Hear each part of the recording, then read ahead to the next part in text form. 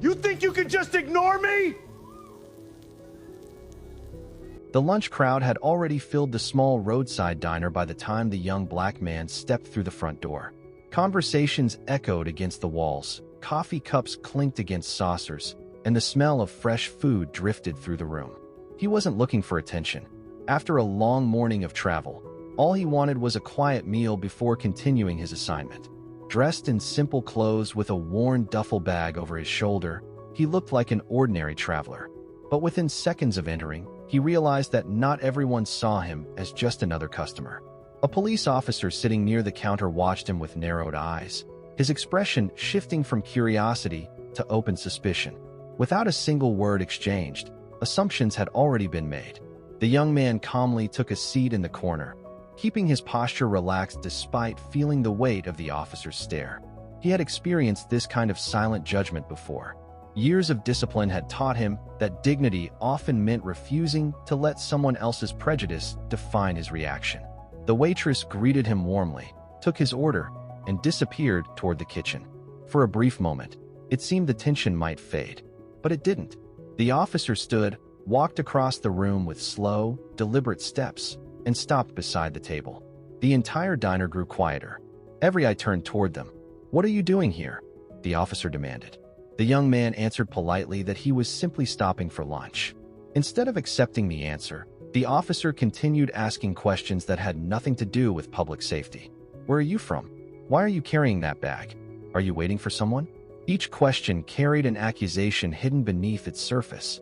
The young man remained respectful, refusing to match hostility with anger. His calmness only seemed to irritate the officer even more. In the officer's mind, confidence looked like defiance. As the waitress returned carrying a plate of hot food, she hesitated, sensing the confrontation escalating. Before she could place the meal on the table, the officer grabbed the tray. For one shocking second, everyone froze. Then, in an act of pure humiliation, he dumped the entire plate over the young man's head.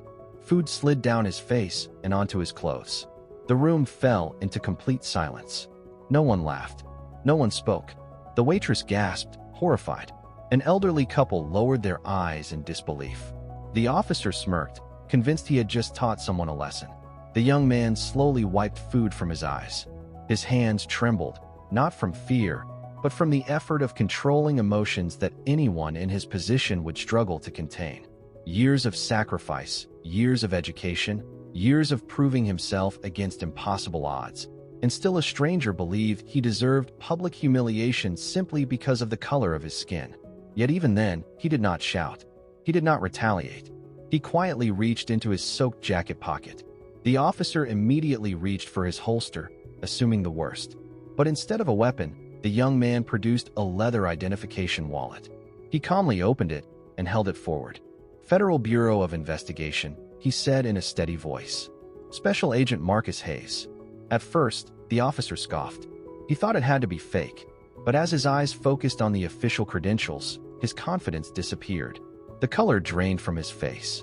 He grabbed the identification with shaking hands, reading it again and again as if hoping the words would somehow change.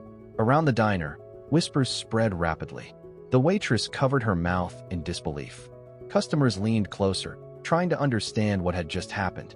The officer's breathing became shallow. He realized that the man he had publicly degraded wasn't a criminal, wasn't a suspect, and wasn't anyone who had broken the law. He was a federal agent conducting official business. The officer staggered backward. His knees weakened beneath him.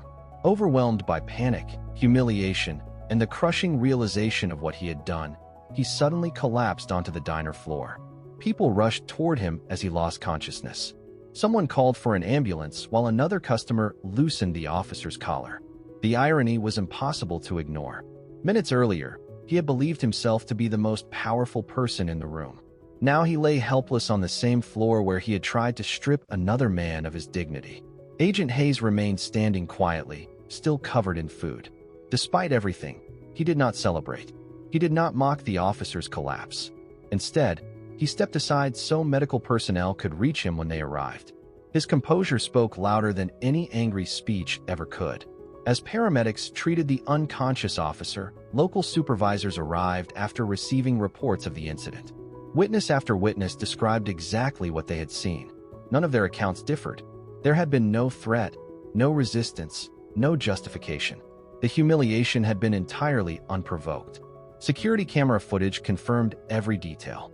The department's leadership understood immediately that the consequences would reach far beyond one embarrassing mistake. This wasn't merely about misconduct. It reflected a deeper issue of bias, abuse of authority, and the dangerous consequences of judging people by appearance rather than facts. In the days that followed, the story spread across local news and eventually national headlines. Community members gathered peacefully outside the police department, demanding accountability and meaningful reform. Civil rights organizations emphasized that the real issue extended beyond one officer's behavior. Countless Black Americans had experienced similar moments of suspicion, disrespect, and discrimination without cameras present or federal credentials to reveal afterward. Agent Hayes became a symbol not because he held an important title, but because his experience reflected a reality that too many people recognized. During a public statement, he spoke with remarkable restraint. He explained that respect should never depend on someone's profession, income, education, or government identification. Every human being deserves dignity the moment they walk through a door. His words resonated across communities because they challenged people to examine assumptions they often never questioned. The officer faced disciplinary action, mandatory investigation, and ultimately the loss of his badge. More importantly, the department announced sweeping reforms focused on bias awareness, professional conduct, and community trust. While policies alone could never erase generations of injustice, they represented an acknowledgement that change begins with accepting uncomfortable truths. Months later, Agent Hayes returned to the same diner. This time, the atmosphere felt entirely different. The waitress recognized him immediately and welcomed him with genuine warmth. Customers who remembered the incident stood to shake his hand. He ordered the same meal that had never reached his table before. When it arrived, everyone smiled quietly. No speeches were necessary. No dramatic gestures were required.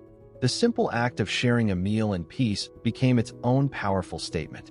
Respect had replaced suspicion. Dignity had overcome humiliation. And while one incident could never erase the pain caused by prejudice, it reminded everyone watching that character is revealed not by how someone responds when life is easy, but by how they choose to stand tall when others try to bring them down. In the end, the greatest victory was never that a prejudiced officer discovered he had targeted an FBI agent. The greatest victory was the reminder that every person deserves the same respect, whether they wear a federal badge, a work uniform, or ordinary clothes. Justice is strongest when it protects the unknown as fiercely as it protects the powerful, and dignity has never been something that must be earned. It is something every human being already possesses.